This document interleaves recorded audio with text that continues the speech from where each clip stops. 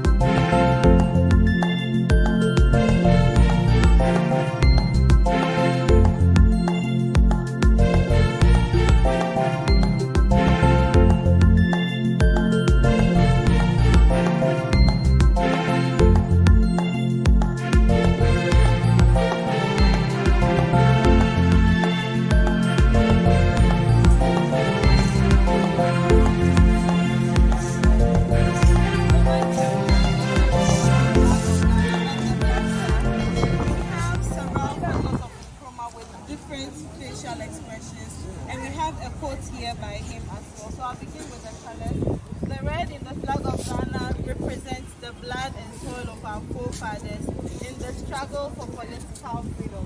The yellow or gold represents our mineral resources, and then the green represents our natural resources. The black star represents the hope of Africa. When we look at these pictures from my left to my right, we see how his facial expressions changes throughout the pictures. From the beginning here where he looks extremely angry to the end where he looks excessively happy. This is a depiction of the struggle to independence.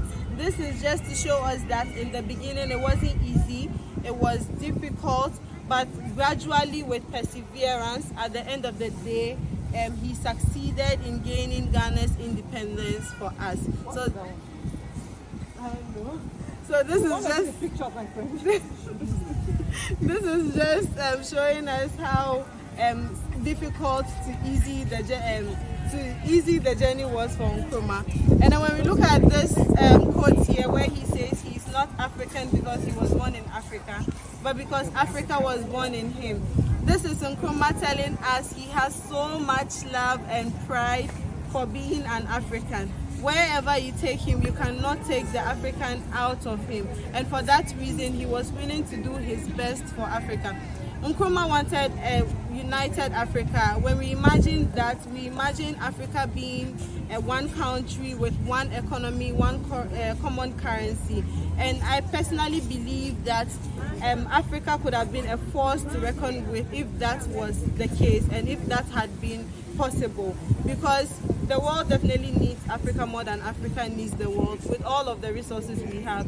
Unfortunately, we have mismanagement issues, yes, and so that is what this quote is saying. This quote is saying just Nkrumah wanting unity in Africa and making Africa great and all that.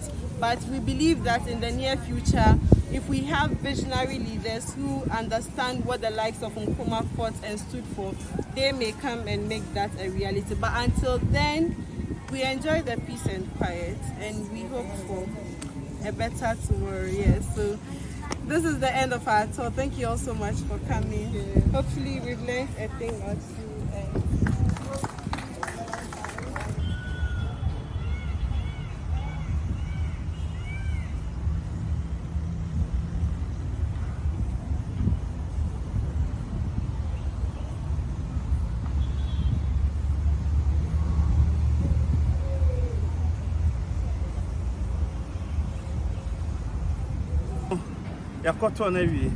I hope, sir, you and I, we've learned a lot from our very first president, Osajifo, Dr. Kwame Nkrumah. Me especially, I've learned a lot. And I'm proud to be a Ghanaian, because when you look at the achievement of this great man, na country me musuna fear. I was say, me manage to be a Ghanaian, me manage to be an African, me manage to be black, but na catchy any here. You know, this is where I draw the curtain from Osajifo Dr. Kwame Nkrumah Museum, right over here in Accra. Yami Aduma, I'll bring you another episode. Ciao.